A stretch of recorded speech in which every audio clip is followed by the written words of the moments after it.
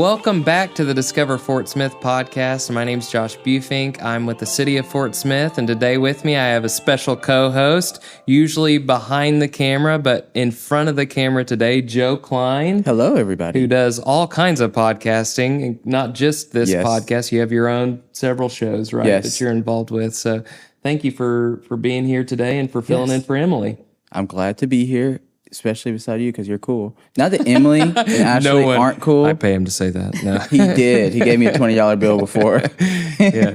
And today we're filming in the Clayton House. This is a beautiful room in here, and we're going to learn probably more about this room and the Clayton House in this episode because we have the executive director of the Clayton House with us today, Mila Mazur. Thank you so much for joining us, Mila. Thanks for having me. So, Mila, how did you end up becoming the executive director of the Clayton House? What got you to Fort Smith, Arkansas? Well, my husband was an active duty Marine, and when he retired, a job in Fort Smith came across his desk, and so he applied and he got it. And we actually talked about it, like, should we go check it out first and see if we want to live in Fort Smith? We'd never been here before. And we thought, nope, we'll just go. It's the first time in his life ever. If he didn't like his job, he could quit and we could move somewhere else. But we got to Fort Smith on a Thursday night, and our plan was we would wait a year, see if we liked Fort Smith, rent someplace. But we got to Fort Smith, and 2 days later, we put an offer in on a house. And oh wow! Before he even started the job. So what made you make the decision that quickly? A couple of things. That Thursday night that we arrived, there was a big storm. So Friday, there was a lot of power outages, and we had to get his car registered. So we went downtown to the car registration place, and there were, 200 people waiting, and everybody was nice, and everybody was kind and patient. And I thought, wow, That's not what you think about when you think of like a DMV, you know? No, not at all. And I thought, wow, we could live here. These people are really nice. And we walked around downtown and really liked the feel of the community. And so here we are. And we were here for about a year, and I was actually at AJ's having dinner sitting next to a friend, and she said, hey, would you be interested in applying to be the executive director at the Clayton House? She was on the board at the time. And I said, I don't know if I'm qualified to do that. And she said, well, send me your resume. And here we are 9 years later. So wow. That's awesome. Yeah. Before we go too deep into the history of the home and history of the family, can you paint us a picture? We're going to be artists today. Are you ready? Sure. Can you paint us a picture of history at that time period? Because a lot of times we hear about the stories, but we don't know like the cultural, like how relevant it is to that actual time period that it was in. Yeah. So we're looking at the late 1800s. The Claytons moved into this house in 1882. They had 7 children. Well, 5 at the time. 2 were actually born here. So basically, they were upper middle class. So the women would do things like play instruments and knit. And kind of like if you watch Downton Abbey, which is 20 years later, 30 years later, but still it's sort of that same type of, not that extravagant, but that type of thing where the Mrs. Clayton did not work, but she did volunteer a lot in her community. The girls would have been like at finishing school to learn how to be wives. This is the era, Victorian-era, where they had to wear long dresses. Their bodies had to be covered. On our staircase, the stairs have a very low rise because it was unseemly for a woman to show her ankles. Oh, wow. So no electricity, no running water in the house. So there would have been an outhouse outside, wood burning stove in the kitchen. They did have live-in help. We don't know exactly how many they had here because the 1890 census records were lost in a fire. But we figure they had at least 2 live-in paid help. Judge Clayton was an avid gardener. We know that behind the house he had extensive gardens. So the girls would have been, working on growing up to be wives, and their one son would have been in school next door at the Belle Grove Schoolhouse. What was Fort Smith like during that time period? Think of Fort Smith during that time, and I have this picture of the Wild West, but I Yes. don't know. So kind of that. I mean, that was one of the reasons why Clayton was brought here in the 1870s, was because of the amount of corruption in the Fort Smith federal court system. And sort of like in the movies, like in the movie True Grit, which, is set in Fort Smith. So it was kind of like that, but at the same time, it was a bustling community, right? It was on the river. So there was manufacturing, and there was transportation, and there was industry, essentially. Yeah. Okay, so what time did you say this home was actually built? And it wasn't all one part at once, right? Right. So the part of the house we're sitting in now, which is the formal parlor, the dining room, and the 2 bedrooms above, were built in 1852 by a man named William Sutton. He was a very wealthy businessman, and he actually owned the entire block of property. So from what is now 6th Street to 7th Street, and from E to F. And then Clayton bought the property and added on, and he added all of the architectural interest to it. So when Sutton owned the home, it would have been very boxy, and then Clayton added all of the bay windows, all of the elaborate woodwork on the outside, making it the Italianate style home that it is today. So you said this is the parlor room? This is the formal parlor, yes. Formal parlor. So there are obviously different rooms. Did they go to different rooms at different times of the day? Exactly. Okay. So the downstairs of the house in that time, in that Victorian era, would have been the public area of the house. And so for the most part, the formal parlor, the judge's study, and Mrs. Clayton's parlor would have only been used if they had guests. Okay. And so as an example, let's say they were entertaining, which they did a lot, dinner party. So men and women would gather together in the formal parlor before dinner. They would then go to the dining room to eat, return to the formal parlor briefly, and then separate. And the women would go into the ladies' parlor or drawing room and solve the problems of the world. And the men would retreat to Judge Clayton's study, where they would gossip and smoke cigars and that type of stuff. Nice. Yes. So if somebody were to get a tour of this place, you would go through the rooms? Yes. Okay. We go through, we tell the story of the house, and then we, and what life was like, and then we go through room by room and explain what the rooms were used for, and try again, like Joe had said, sort of paint a picture of what life was like in the 1880s in Fort Smith. Talking about the neighborhood a little bit, because this home that we're in, it's a big home. Yes. But I'm also curious, when we look around, I'm looking out the windows right now, right across the street, all the homes are similar sizes. And you said that they were middle class at the time? So upper middle class. Okay. But so what has become the Belle Grove Historic District is really where the movers and shakers of early Fort Smith lived. There were, I think, 4 homes that former mayors have lived in the district. It obviously wasn't the Belle Grove Historic District then. It was just downtown Fort Smith. And the houses were built between 1850 and then probably, I think, some of our youngest ones are 1920s. Yeah. And so some of the bigger homes, were all these homes always big? I guess is one of the questions I have. Or did they, the bigger ones that we see? Because it seems like all of them around here now, at least for this block that we're on and across the street, they're all about the same size. Yeah, so we are one of the largest. So the Clayton House is 6,000 square feet under roof. It's a pretty big house. The rest of them, I guess, I would estimate the average size would be about 3,000 square feet. Okay. But so in that time frame, right, you had a lot of kids. So people had bigger homes. And so this bedroom this house has 4 bedrooms, but the Claytons had 7 children. But you had a lot of kids because oftentimes your kids didn't survive to adulthood. The Claytons, of their 8 children, 7 did survive to adulthood. But anyway, so that's why you had larger homes back then. And then 1900s, early 1900s, as we get into the 1920s, that's when you see a little bit smaller homes and craftsman style homes.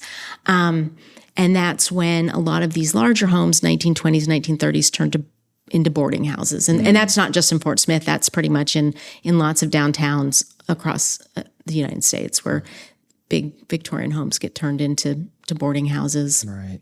And people started moving out to the suburbs where they had more modest homes. So what was William Henry, I'm going to say it right? William Henry Harrison Clayton. Yes. What was he known for? I know it's like somewhat related to Judge Isaac Parker, which I'm Yes. sure a lot of people know about. But Yes. what? Yeah, so Clayton was actually appointed by President Grant the year before Parker. But so in 1874, he was appointed to come and be the chief prosecutor in the Western District Court of Arkansas. Okay. And then he and his brother Powell were instrumental in getting President Grant to appoint Parker as the federal judge to replace Judge Story, who was kind of corrupt. And they set about then for the next 20 years or so cleaning up Fort Smith. Oh, wow. I know this doesn't have a lot to do with Clayton, but we keep talking about the corruption. What was going on at that time? Why was it so corrupt? Do you know a lot about it? Well, before? I can give you a little the highlights of it. So in the 1870s, so post Civil War, the Western District Court was the most corrupt court system in the United States. It was basically a money making scheme for about 4 guys who made lots and lots of money. It's in today's dollars, I think it's in the millions. I don't remember all the exact details, but it was, it was pretty corrupt. So the court had been investigated, and the President Grant was looking to get it cleaned up. So he sent. So Clayton was here before Judge Parker. He was for a whole year before Parker came. But no, thanks to Portis, who wrote True Grit, nobody knows who Clayton is, but they all know who Parker is. Oh, yeah. Okay. The True Grit story does Yeah. have a lot to Yeah, do with yeah, it, I'm yeah. sure. Yeah. That's awesome. So what changes or things has this building, this historic site seen over the years? I know, was there some sort of natural disaster or fire or anything Yes. like that has changed this home since? Yeah. So in 1920, the house is sold and becomes a boarding house. It's a boarding house until the 1960s. Okay. And then in the late 60s, there's a fire. The same woman still owned the house. Her name was Emma High. She didn't have the money to fix it, so she tried to sell it. But by the late 60s, this area was very depressed. Nobody wanted a 6,000 square foot house with fire damage in an undesirable neighborhood. So it gets condemned. And the house next door was also condemned at the time. It was torn down, and this was next on the chopping block. And a group of concerned citizens led by a woman named Julia Yaden got together and literally stopped the wrecking ball and saved the Clayton House. Wow. Yeah. And then they they created the Fort Smith Heritage Foundation, which is still the organization that runs the Clayton House today. Their plan, the reason why they didn't just name themselves the Clayton House, was they were going to save a lot of the houses, but it turns out it's really, really expensive. Yeah. And so it took 7 years and $100,000 to restore this house. It is When was this again? 1970 to 1977. Okay, so $100,000. It was a lot of money. Yeah. Money. Yeah. The house was taken down to the studs and put back together again. It is considered an authentic restoration. Only 2 things were not restored to the original, so we did not have plaster walls. It just would have been cost prohibitive. And the original floors, which you can see on the stairs and on the landing, are underneath the current floors. But with decent wood floors, they didn't want to rip them up, not knowing what was underneath. Right. So what's that? What does that all that entail to make it a authentic, I guess, restoration? Yeah, so it's using maintaining the original shape and style of the home, and then using as much of the original How did materials they do? possible. Were they like looking at old photos and trying to determine? Yeah, so they had old photos. I mean, and there were lots of photos of the house through the years, right? Right. Probably hundreds of people lived here at different times. So it was very deteriorated in the 60s, but they knew pretty much what was here. Okay. And and so we had a young architect at the time. His name's John Mott. He's actually pretty celebrated as a historical architect. And he oversaw the project, and they did a great job. Was that pretty important for it to keep its like historic relevance to stay on historic registry? Or is this home? I know that may be a silly question, but is this home on the registry? It is on the registry, and I'm glad you asked that question because a lot of people misinterpret what all that means. So you can have a house that is listed on the National Register of Historic Places, like this one is, and it really is just a ceremonial type of designation. It does not restrict anything. You could tear it down. You could do whatever you want to it.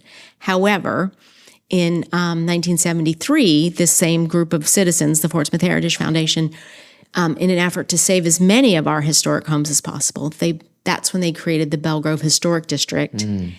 And that district now, it is actually a registered district. And so any changes to the exterior of any of the homes in the Belle Grove Historic District have to go before commission. Okay. And so that they did that in an effort to maintain the integrity of our historic So buildings. what is the Belle Grove Historic District? Where So it is the 22 square blocks that surround the Clayton House. Okay. It runs from the alleyway between 4th and 5th Street to the alleyway between 8th and 9th Street, and then from B to H. Oh, okay. Yes. And it's actually super cool because on some of the roads, or maybe it's just one, you still have the brick. So 7th Street has a 1 or 2 blocks of brick, and I think C or D has 1 block of brick. But that actually was, I believe, dug up in the 80s by some people in the neighborhood. Oh, man. Yeah. Wow. So David Kerr, actually, he owns a house on 5th Street, an unbelievable restored home on 5th Street. He helped in digging up the tar on 7th Street. Wow. No, that's incredible. So you guys do have quite a few visitors that come and see this place on a regular basis. Yes. Is that right? Yeah. So if somebody were to come in, what should they expect? Do they have to set up a tour with you? Yeah, or so like- they're guided tours because unlike many historic house museums, usually when you go in, they have ropes and you can just look in the rooms and walk around. We do a guided tour so that you can actually come into the rooms and get a feel for the room. And again, like we talked about earlier, what it felt like to be in this house. So we do guided tours. They start at the top of the hour and they last about 45 minutes. That's great. Sorry, go ahead. No, you talked about the tours, and we talked a lot about why the house exists, but kind of diving more into what the Clayton House is today. What all does the Clayton House do? What all does it encompass other than just the tours? Yeah, so I mean, that is our primary mission. We are a historic house museum, but in addition, we are a venue. The Clayton's second oldest daughter got married in this room, and we have continued that tradition. So we have lots of weddings in this room. Lots of brides get married in our bay window there.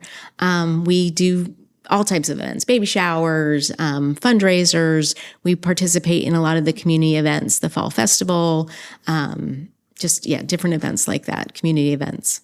That's awesome. Yeah. If the fall festival is a great time to come out and just check it out if you've never been too, Yeah. So we always celebrate Judge Clayton's birthday. His birthday is October 13th, which is kind of close to the date that the fall festival is. So we always celebrate his birthday and have cupcakes, and we have Judge Clayton and Mrs. Clayton are here, and Mrs. Clayton will read stories, and Judge Clayton will greet everybody, and it's a great time. My kids loved that. They came in last year, and Miss Clayton read them a story, and that was probably one of the highlights of the whole festival too. So it was thank you for doing that, putting that on every year.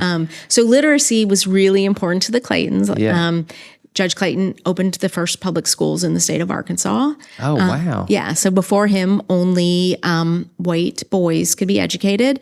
And so he opened like 55 public schools, each with about 20 kids in them. And so when he opened those, then girls and former slaves could be educated in the state. And so obviously education was important to him. And then Mrs. Clayton was a member of the Fortnightly Club, which had started off as just a group of women getting together to discuss books. And then they took those books and opened the first branch of the Fort Smith Public Library, and it opened next door in the Belle Grove Schoolhouse. And then in early 1900s, Florence had already passed away by then, but her daughter, who was married to Parker's son, was part of the group, along with Mrs. Parker, who got the Carnegie grant to have our Carnegie Library built here in Fort Smith. Wow. That's a lot of history. It is a lot of history. And so that's why we like to do events where we have reading, because that is part of the Clayton legacy. Yeah. Do you happen to know any of the schools that he helped open up? Like where they were? So mostly in southern Arkansas, because that's where he was.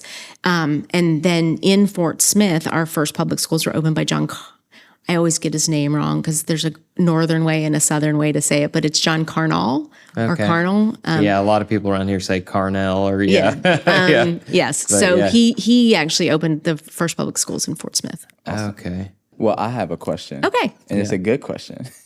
So we're talking about people coming in, and I wanted to ask this before, but who is one of the most well-known people who've come through here touring the Oh, yeah, that's museum? So, touring the museum. Or just in general, who's come through here? Okay. Most well-known. Well, shoot, now I don't know how to answer that question. I would say, probably our most famous person who's ever been in the house, at least as far as Arkansas history is concerned, would be William's older brother, Powell Clayton, who was the Reconstructionist governor for the state of Arkansas. Okay. And then he was a state representative. A senator for the state of Arkansas as well. And how long ago when was that? So he would have been right after the Civil War. He was the governor appointed after the Civil War. Probably then from Arkansas history, probably the most famous. Visitor-wise, we get visitors from all over the world. We're closed for a month, and so we were able to catch up on some paperwork, and one of our employees went through and counted how many countries and how many states. So we've had visitors from 46 of the 50 states, and I think it's 16 countries. Yeah, that's amazing. I know you probably won't remember, but I just want to know what the 4 states. Wait, 6? You said 4? 50? Four states that we have not had visitors from, and I believe it is. Yeah, call them out. Tell them to come if they're listening. So Hawaii was one, but technically we have had people in here from Hawaii. Well, one, I moved to Fort Smith from Hawaii, but we also had a woman who was interested in volunteering, and she was from Hawaii. She's been in the house, and then Cody Faber, who's a park ranger, his wife, Casey's from Hawaii, and she's been in the house, but she didn't sign our visitor log, so it doesn't count. So Hawaii, I think we did just get someone from Alaska. And it's like, I think North Dakota, Montana, something like that. It's the far away. So if you're listening, that's right. We need visitors. Come on by. Come on by. So how would one go about researching the history here? Are there books about Clayton or the family and stuff like that? Any movies or anything? Yeah. So there's actually an episode of a TV show, I think it was called Death Valley Days. You both are way too young to know what it was. It's in black and white, so well before you two were born. And it's called. It's either, I think, pretty sure the episode was called A Bullet for the DA, and it's about when Clayton prosecuted Belle Starr. Oh. So that's kind of cool. But no, there is information, on the internet, of course. The Encyclopedia of the New West, which is a very old book. We actually have Clayton's copy of that in his study. It has information about the family. And then in Oklahoma as well, when Clayton left here, he moved to McAllister, Oklahoma, where he was appointed as a federal judge, and was instrumental in getting the Oklahoma state constitution written, and was an advocate for Native American rights. And so there's a lot of history you can find out about him too when you research in Oklahoma. Wow. You mentioned a lot of the things that you do that are a part of other, we talked about, I think it was Fall Fest. Yeah. And you guys were open during it. What other things do you do that maybe events that you host, or do you do any? I think you mentioned like reading, things like that. Yes. What other things do you do throughout the year? Mm-hmm. So we host some fundraisers because that's what keeps the doors open. We have our Gaslight Gala in December, these are more adult and not kid events. And then that's in December. And then we have our spring fundraiser, which is Sippin' on 6th Street. Mm-hmm. But then throughout the year, we try and do other events that are kid friendly. So we've done like an Easter egg hunt, but all of that always will culminate in usually with Mrs. Clayton reading. Mm-hmm. We've done like a teddy bear tea in December where kids bring a teddy bear, both to have tea with them and then also like to donate. And that's cool. Yeah. And then Mrs. Clayton will read a book about teddy bears. Mm-hmm. So yeah, we have done some kids' teas, and we're going to get back into that. It's been slow going. So after COVID, we started some big construction projects, and so that's kind of put some things on hold. But we're getting through those, and so we're starting to do a lot more activities again. What I love about Fort Smith is, you can come here to the Clayton House, then you can, get even more history and go to the Fort Smith Museum of History, go to the National Historic Site, go to the Marshals Museum. There's just tons around in really a small area. Yeah. I mean, technically you could, park at the Museum of History, go there, walk to Miss Laura's, walk to us. I mean, we're 8 blocks, I think, but you could walk through the neighborhood. And Yeah, but if you went to like a Chicago or you went to like a San Antonio, you would definitely do that, not even thinking about it. Like you wouldn't think, oh, I'm going to walk from the river walk over. So it's definitely within walking distance. I just think because Fort Smith is so small, we don't think, oh, that's walking distance. But if you were in a big city, that's definitely. Yes. Like this, you would walk that all day. Yes. It'd be pretty easy. Yeah. So I live downtown Fort Smith, and so we walk everywhere. I mean, I rarely drive my car. So we walk to dinner, we walk to restaurants, walk to events at the Museum of History or at Miss Laura's. So yeah, it is definitely a walkable city. I'm so glad you said that because I didn't want to bring it up if you weren't going to say it. And I want to come back to that. But before we do, because we want to talk about all those different places that you go to and what you do around here and where you walk. But what do you look forward to in the history? In the future of what goes on here? Because I know right now if you drive by, you may see a ladder on the side of the building. Or if you come in, there's a room blocked off. So what's going on in the future here? Yeah. Okay, so last year, we started a 3-year project. So it's a campaign to raise $50,000 a year for 3 years. And it will culminate on our 50th anniversary with a grand reopening. So we're finally at a place where we can do some interior, we're hoping, do some interior renovations instead of just having to keep up. And so we're in the roof project, and that's why you see the ladders outside, but we're doing an interior refurbishment room by room. And then, on our 50th anniversary, May of 2027, we'll do a grand reopening and all the rooms will have been refreshed. And so we're really excited about that. I imagine that's a little more difficult since this is a historic site and you have to do certain things for the roof, right? Yes. So the roof, actually, we got very lucky. AHPP gave us permission to put a composite roof on. So the house was cedar shake, which made it almost impossible to get insurance because they're highly flammable, which is actually how the fire happened in the 60s here. So they gave us this, and we were able to get a grant to help offset some of those costs. So, but it still looks, I guess, like so it's a composite shake roof. So we went with like an aged looking cedar, so it looks pretty. I think you won't notice it at first glance that it's composite, but it will last forever, and it will help to preserve the house for lots of generations to come. That's amazing. Are there any struggles with being a smaller historic site? What issues do you have arisen over the years, and how can the community help you all, going forward? Right. I mean, so a fundraising is always an issue. Yeah. Really, for any historic site, if you only have $100 to give, and your choices are to feed hungry children or to help maintain a building, right? Yeah. You're going to feed hungry children. So that is an issue for all historic sites. And then for us in particular, because we are the smallest one in town, and so we're not bright and shiny. Yeah. So it is a struggle, but we do have great donors who are very passionate about the Clayton House, and so that is helpful. Nice. How else can the community just, I guess, come to your fundraisers and come to our fundraisers? Come do a tour. Talk about us. If we don't get the next generation excited about history, it's going to go away. So bring your kids to the museum. Bring your kids to an event. Explain to them how important history is, and keep them excited about it, so that when I'm long gone, somebody else is excited to keep this place open. So, I love history, but why should somebody care? Why should they want to learn more about history? What's the reasoning behind it all? I mean, it's who we are. It's where we came from, right? It's really important. And there's a really old movie called Mr. Holland's Opus, and it's actually, the plot of it is cutting a music program. But basically he said, if all you teach your kids is to read and write, what are they going to read about and what are they going to write about? So if you don't, right? So true. Yeah. So you have to have something to read and write about.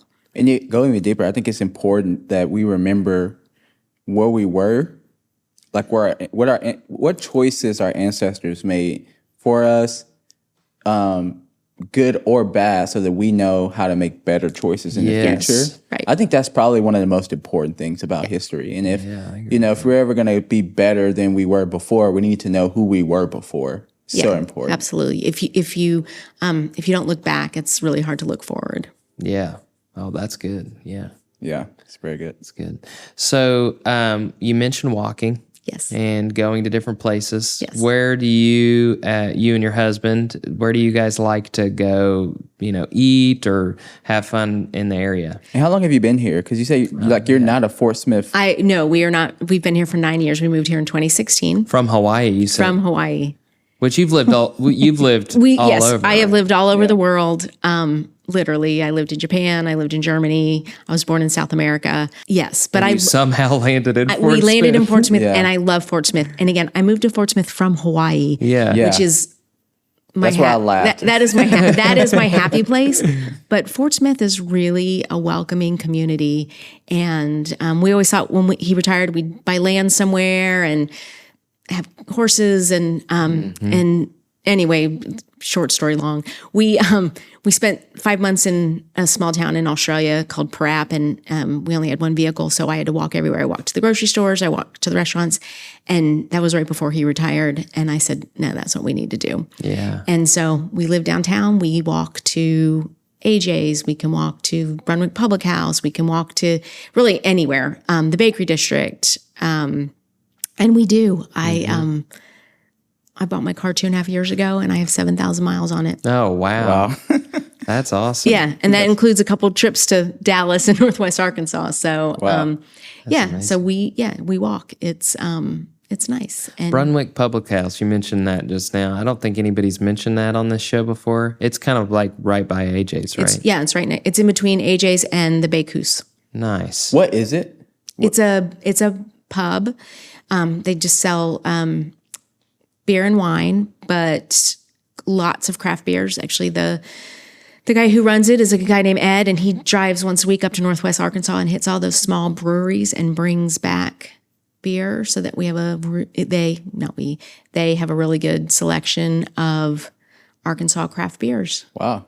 Yes. Sounds awesome. I love that little area. And it's dog friendly and kid friendly. I mean, I don't have those anymore with me, but but it's still nice. It's a very community oriented place. So you're maybe a little bit more unique than some of the guests to talk about downtown because you actually live down here. Yes. And when you live in downtown, like if you live in Dallas or whatever, a lot of people think, well, where do you get like your everyday things? So can you kind of talk about what it's like living down here so you don't have to drive? Where do you shop? Where do you get your groceries living in downtown? So the Fort Smith Farmers Market is open year round, and we can get a lot there. There's the Twin City Produce, which is I think 2.5 blocks from my house. And now we have a brand new little grocery store called the Downtown Corner Market. Yeah. Oh, yes. I haven't been in there yet. On 10th and Garrison, and it's I need to go. great. She carries a little bit of produce, but she's got chicken and beef and eggs and pasta and baked goods that she sources from local community members, and as is the chicken and beef are farm fresh. And so she has a few canned goods, but it's really, there's no reason to leave downtown. Mm-hmm. Yeah. One of the reasons why I was asking it too is because just speaking about safety down here, you feel comfortable enough walking in a 1 mile radius around here. Yes. In downtown. That's pretty unique. A lot of downtowns aren't as safe. You feel as safe to just walk around like that. So do you feel safe walking around? And Sure. As safe as any woman can feel walking anywhere, I would say yes. I never am concerned about, I don't have to keep my doors locked during the day. wow. I will walk downtown certainly by myself when it's light out. If it's dark out, I probably will, call my husband before I leave, just so he knows the path I'm on. But it's not unique to Fort Smith. That's unique to being a woman. Right. You've also done some really neat things with our sister cities too, right? Yes. So how have you been involved with that, and what are some of the things you've done? So it started, I went on a trip to Italy and asked Caroline, the director at the museum, to hook me up with our friends in Cisterna, and I did. And from that moment on, Gianni, who was the mayor at the time we twinned, he doesn't speak a word of English, but he grabbed my face and very emphatically. He's a close talker. He is a close talker, and very emphatically told me that I needed to help Caroline and we needed to re-energize the sister city relationship. So I came home and told Caroline, "Hey, let's do it." And so we got a committee together and we did. We had a great 40th anniversary celebration, and I think since then, some other people have gone to Cisterna and they have rolled out the red carpet for them. And it's sort of like we were talking about our history and how it's important. That is really important. The reason why we are sistered with them is because it's the city of Cisterna was liberated by General Darby, who is, a Fort Smith favorite son. And it's really important to them. They remember what fascism was like, and they don't want the next generation to forget that. Yeah. And that's why that sister city relationship is so important to them, because it's an indicator of that. Yeah. And I know that we celebrate our sister city relationship, but meeting them in person, how much it means to them is just apparent by the way that they speak to you. And like you said, Gianni, I couldn't understand a word he said, but he was speaking to me and like in my face and just so warm and inviting and friendly. And that's because he understands the importance of that relationship. Yes. But also, like you said, remembers what it was before and where we're at now. When he was a baby, he lived in tunnels underneath the city of Cisterna while the city was being bombed by the Allies, but to get the Nazis out of there. Right. And he remembers it from the stories that he was told when he got a little bit older, but for 4 months he lived in a tunnel. And so remembering the evils of fascism is really important to him. And so that's insane. Wow. And so you've visited Cisterna before? Yes. And I've been twice now. Nice. Yeah. So I went back with the delegation for the 40th celebration there as well, and then was part of the escort when they came here, and we put together. When people say there's nothing to do in Fort Smith, I will tell you, we had them for 5 days, and your schedule was jam-packed. It was jam-packed. I mean, they were exhausted, and we didn't even see everything. I mean, there's so much to do in Fort Smith, and we ran them ragged. Yeah. Yeah, that's great. Yeah, I've never really understood. I think people just haven't really explored all that Fort Smith has to offer. And so that's part of why we're doing this podcast is to help people re-explore and rediscover some of those things. But remind them of the things like Clayton House is right in your backyard. You need to go check it out sometime if you haven't before. Yeah, and we, especially if you have kids, because of the way we do it, we cater our tours to the audience. And so if you bring your kids, we're going to show them things like a chamber pot and what it was used for. Right. And explain to them what life was like without electricity. And we'll show them some of the toys that kids played with before it was all, video games. So. Well, thank you so much, Mila, for being on today's show. And I look forward to, I hope many more visitors come to these. Okay. Yeah, sorry. I thought we were done. Sorry. No. I got it. Well, thank you so much, Mila, for being on today's show, and I hope many more people come through your doors and tour this amazing space, and the future is very bright for the Clayton House. Well, thank you very much. I hope so, too.